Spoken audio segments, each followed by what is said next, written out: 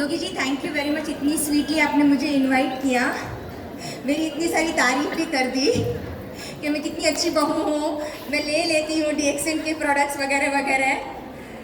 लेकिन देखिए इतनी भी अच्छी नहीं हूँ मैं। मतलब पापा मम्मी ने जब 25 साल पहले DXN लेके आए इंडिया में, उनकी दूरदृष्टता देखिए।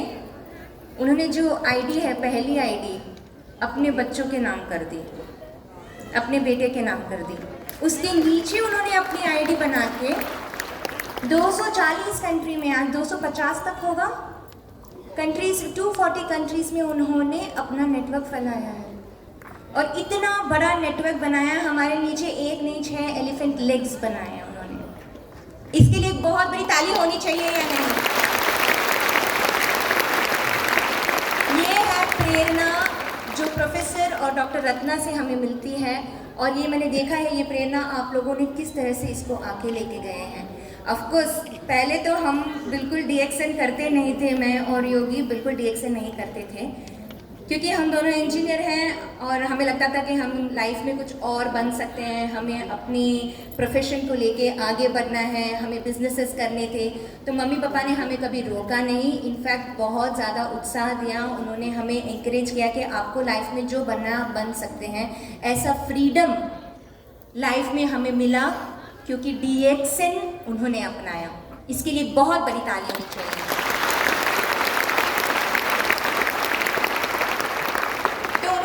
फ्रीडम तो दे दी, लेकिन बिजनेस करते करते कब जिंदगी में इतना स्ट्रेस भर गया, और स्ट्रेस के कारण क्यों आपने देखे हमारे फोटोज सारे कि किस तरह से ऊपर नीचे वजन होता जा रहा था हमारा।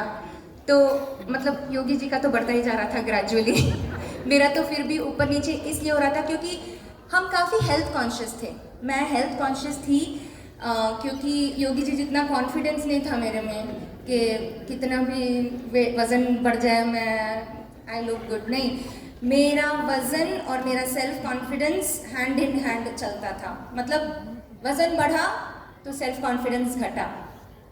होता है ना औरतों के साथ ज़्यादा, ये खासकर देखा होगा कि अगर वज़न घटता है बढ़ता है तो हमारा कॉन्फिडेंस हम पे खुद पे कम हो जाता है। बाहर जब हम निकलते हैं मार्केट में या हम बाहर निकलते हैं बिजनेस करने के लिए तो हमारे कॉन्फिडेंस से हम जा नहीं पाते हैं, क्योंकि वो एक प्रेशर रहता है हम पे कि हमें हमेशा ब्यूटीफुल दिखना है। ये ऐसी बीमारी मुझे भी थी। मैं इसे बीमारी रही हूँ क्योंकि कहीं ना कहीं मैं खुद से प्यार करना भूल गई थी, और मेरा फोकस इसी पे था कि किस तरह से मैं अपने वज़न को मेंटेन रखूँ। और इसके लिए मैंने काफ़ी कुछ किया था। मतलब जिमिंग की थी, स्विमिंग किया था, योगा किया था, देन जुम्बा किया, बहुत सारे डाइट्स भी किए हैं मैंने, अलग अलग टाइप के डाइट्स किए हैं, vegan diet, keto diet, fruit diet, आप नाम ले लीजिए।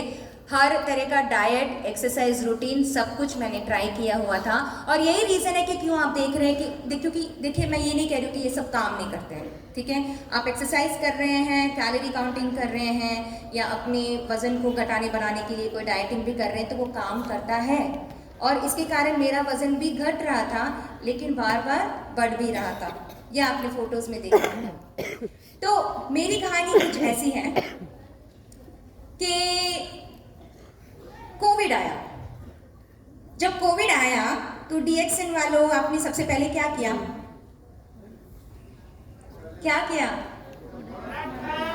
प्रोडक्ट खूब भर भर के खाया।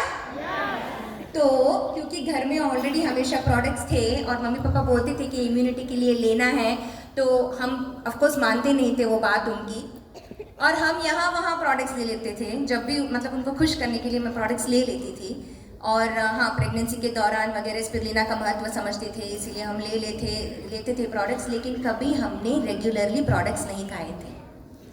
और जब कोविड आया तो आप ही की तरह हम भी घबरा गए थे कि कहीं हमें कोरोना ना हो जाए, और आप ही की तरह हम भी प्रोडक्ट्स दबा दबा के खाना शुरू किए। तो ये मेरा सबसे पहला एक्सपीरियंस रहा कि प्रोडक्ट्स दबा दबा के खाए ताकि हमें कोविड ना आए। तो सिर्फ कोविड से बचने के लिए ही मैंने प्रोडक्ट्स खाना शुरू किया था, और बच्चों को, घर में सबको मैंने प्रोडक्ट्स देना शुरू किया, क्योंकि मेरा एक ही था कि हाँ, हमें कोविड नहीं होना चाहिए, हम तो एटलीस्ट DXN की फैमिली तो इम्यूनिटी तो हमारी बची रहनी चाहिए। तो कोविड से पहले, लॉकडाउन से पहले इतना एक्सरसाइज रूटीन्स और यहाँ वहाँ मैंने पैसे भर के रखे थे, जुम्बा जाना, योगा जाना वगैरह सब करती थी, लेकिन कोविड में, लॉकडाउन में कुछ भी नहीं कर पा रहे थे। हम घर में ही बैठे थे और घर बैठे बैठे मेरा वजन घट रहा था। और ऊपर से कोविड में प्रोफेसर और डॉक्टर अपने ग्रुप को मिलने के लिए, अपनी टीम से मिलने के लिए कहीं ट्रैवल नहीं कर पा रहे थे, ना बिहार आ पा रहे थे, ना कोई ट्रैवल कर पा रहे थे, कोई मीटिंग नहीं ले पा रहे थे।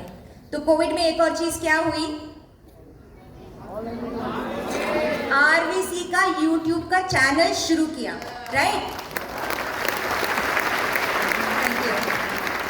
तो आरवीसी का यूट्यूब चैनल इसलिए शुरू किया मैंने और योगी ने पापा के लिए, ताकि वो आप सबसे कनेक्ट हो पाए, ठीक है। तो अब यूट्यूब चैनल को रोज रोज चलाना है, तो उस चैनल को चलाने के लिए क्या करना पड़ता था, मुझे रोज 7 बजे बैठ के मीटिंग सुननी पड़ती थी। किसकी मीटिंग सुननी पड़ती थी, ऐसा नहीं है कि मुझे इच्छा थी, मुझे सुनना पड़ता था मीटिंग, क्योंकि मुझे वो मीटिंग चलानी पड़ती थी। तो मैं किसकी मीटिंग सुनती थी, किसकी मीटिंग सुनती थी, आपके दिग्गज लीडरों की मीटिंग सुनती थी। धर्मशिला मैम, सुरेंद्र सर, माधुरी मैम, कुंदन भैया, रंजीत भैया, शशि भूषण सर, आप नाम ले दीजिए। अगर मैंने किसी के नाम ना लिए हो तो प्लीज़ बुरा मत मानिएगा, मतलब आप सारे लीडर्स, आप लोगों को हैट्स ऑफ, आप सब मेरे गुरु हैं, आपके लिए प्रोफेसर महागुरु हैं। लेकिन मैंने DXN के प्रोडक्ट्स और DXN के बारे में आप लोगों से समझा और आप लोगों से सीखा, और आप मेरे प्रेरणा स्रोत हैं। और आप लोग सब जो जितने भी अपने लीडर्स के साथ आज आए हैं, आप लोग एक चीज़ के लिए आश्वासित हो जाइए कि आप लोग बिल्कुल सेफ हैंड्स में हैं, क्योंकि ये सबसे टॉप लीडर्स आपके जो बिहार के हैं, इन्होंने सेट किया है एक नया पैदान, जो किसी ने भी या किसी भी नेटवर्क मार्केटिंग कंपनी ने नहीं किया है, और बिल्कुल सेफ हैंड्स में है। तो एक बहुत बड़ी ताली होनी चाहिए आप सभी लीडर्स के लिए।